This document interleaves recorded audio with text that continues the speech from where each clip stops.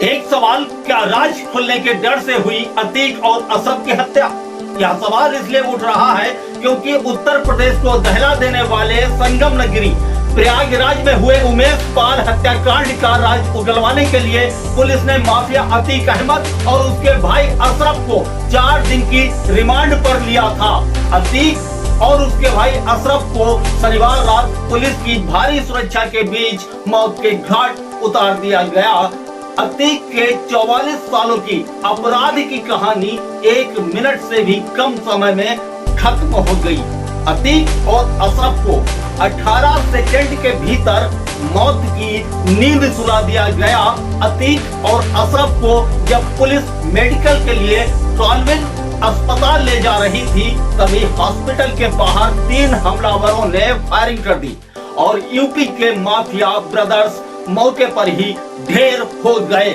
अतीक और अशरफ की शहर के बीच अस्पताल के गेट पर पुलिस सुरक्षा घेरे में हुई हत्या ने कई सवाल खड़े कर दिए। इस हत्याकांड के पीछे सच की सुई रसूखदार सफेद पोसों की तरफ घूमने लगी।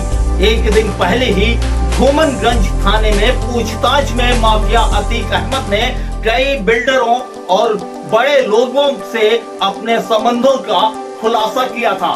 आशंका है कि राज खुलने के डर से अतीक और अशरफ की हत्या कराई जा सकती है। बहरहाल पुलिस ने इस पहलू पर खास नजर बना ली है। अतीक ने पुलिस रिमांड के दौरान कई चौंकाने वाले खुलासे किए। अतीक ने प्रयागराज और पूरे यूपी में अपनी काली कमाई के बल पर खड़े किए गए आर्थिक साम्राज्य में पार्टनर के तौर पर कई गणमान्यों के नाम गिनाए थे। इन लोगों ने अतीक के काले धन को अपनी कंपनियों में लगाया था। रियल एस्टेट कारोबार में अतीक की कमाई खपाने वालों के अलावा कई सफेद पोसों तक जांच आने लगी थी। इस तरह के 50 से अधिक नामों का अतीक ने खुलासा किया था। अतीक का कई सियासी दलों के नेताओं से भी संबंध रहे। अतीक सियासी दलों को साधने में माहिर था। यही कारण था कि 2 दशकों तक अतीक की उंगलियों पर सरकारें नाचती रहीं और आला पुलिस का अधिकारी अतीक के सियासी रसूख के आगे घुटने टेकते रहे। अतीक अहमद पर हत्या, अपहरण, वसूली, हमला और जमीन कब्जा समेत 102 आपराधिक केस दर्ज थे। 17 साल की उम्र में हत्या सरीखी वारदात को अंजाम प्रयागराज में सनसनी मचाने वाले अतीक ने अपराध की दुनिया में कदम रखा और आगे बढ़ता ही गया।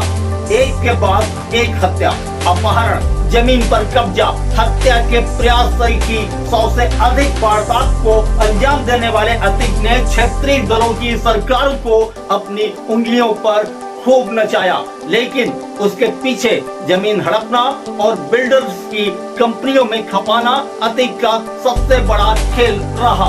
योगी सरकार में अतीक के आर्थिक साम्राज्य पर लगातार चोट पड़ने और 100 करोड़ से अधिक की संपत्ति जब्त किए जाने के बाद भी अतीक की सेहत पर कोई फर्क नहीं पड़ा। लेकिन अतीक के परिवार के लिए अप्रैल माह अशुभ रहा। अप्रैल में अतीक का वर्चस्व छोड़िए सब कुछ खत्म हो गया। अतीक की हत्या के बाद अब उसके लिए कोई रोने वाला नहीं बचा। अतीक के दोनों बड़े बेटे जेल में हैं। तीसरे बेटे का इनकाउंटर हो चुका है। 2 नाबालिग बेटे पुलिस की सुरक्षा में बाल सुधार गृह में हैं। पत्नी शाइस्ता परवीन फरार है। अशरफ की पत्नी भी आरोपी है और वह भी फरार है। जो बहन पैरवी कर रही थी वह भी फरार है। रिश्तेदारों की भी हिम्मत नहीं पड़ रही थी कि अतीक के शव के पास जाकर आंसू बहा दे। आपको बता दें 24 फरवरी को जब बसपा विधायक राजू पाल हत्याकांड के मुख्य गवाह उमेश पाल की हत्या हुई तो किसी ने यह नहीं सोचा था कि 2 महीने के अंदर ही अतीक का सर्वनाश हो जाएगा। फरवरी और मार्च तो किसी तरह कट गया, लेकिन अप्रैल में अतीक के सर्वनाश की शुरुआत हुई। 14 अप्रैल से लेकर 16 अप्रैल की रात तक सब कुछ खत्म हो गया। सबसे पहले अतीक के तीसरे नंबर के बेटे असद को झांसी में गुरुवार को एसटीएफ ने इनकाउंटर में ढेर कर दिया था। गुरुवार को अतीक और उसके भाई की कस्टडी रिमांड पुलिस को मिली।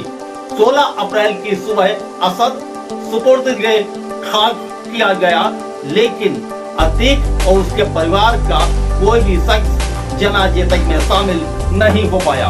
इस बुलेटिन में बस इतना ही। अब हमें दें इजाजत और आप बने रहें एडवोकेट चैम्बर के साथ।